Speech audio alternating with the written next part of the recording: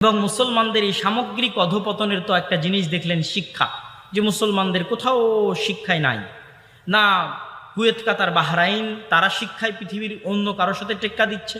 তারা আছে পর্যটন আর বিনোদন নিয়ে, দুবাই আছে পর্যটন বিনোদন নিয়ে, তাদের কোনো শিক্ষার প্রজেক্ট নাই। আমাদের সরকারেরও শিক্ষার কোনো মেগা প্রজেক্ট নাই কনস্ট্রাকশন আর বিল্ডিং নিয়ে। আর মসজিদ কমিটি আছে টাইলস আর এসি নিয়ে, কারো মাথায় শিক্ষা নাই। তো ওই মসজিদ স্বর্ণ দিয়ে বানিয়ে কি করবে, যেই মসজিদের আশেপাশে সবই মদখোর আর জুয়াখোর, কি করবে?